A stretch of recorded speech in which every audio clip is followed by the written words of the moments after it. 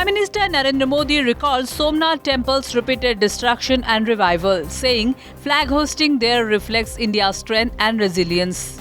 Addressing the Somnath Swabhiman Parv, he said invaders who attacked the shrine are now confined to history, while Somnath continues to stand as a civilizational symbol.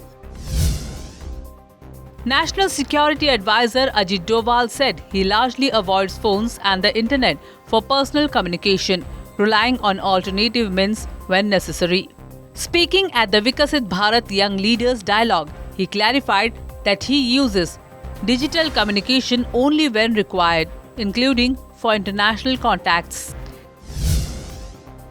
The Odisha government has sought central assistance for road and national highway projects worth 41,580 crore. Deputy Chief Minister Prabhati Parida raised the demand during the pre-budget consultation meeting for the Union Budget 2026-27, chaired by Finance Minister Nirmala Sitharaman. Senior BJD leader Latika Pradhan alleged the party lost 10 confirmed winning assembly seats in Ganjam during the 2024 elections. She held campaign managers accountable, questioning the role of then district in charge Manas Mangraj and claiming repeated warnings were ignored.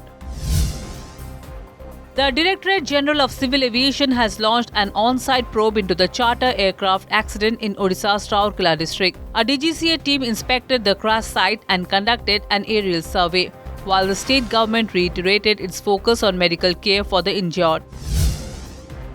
US President Donald Trump has been briefed on military options related to Iran amid ongoing protests, according to the New York Times. Officials said no final decisions has been taken, even as demonstrations triggered by economic distress continue across several Iranian cities.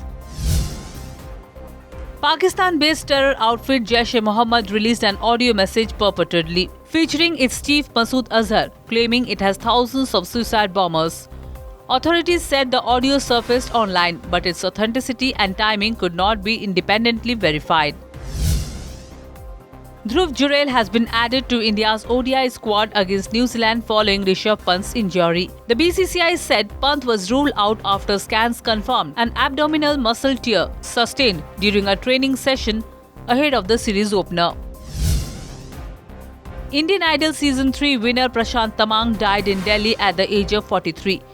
Fellow singer and former contestant Bhavik Dhanak said the death was sudden and attributed to a suspected cardiac arrest.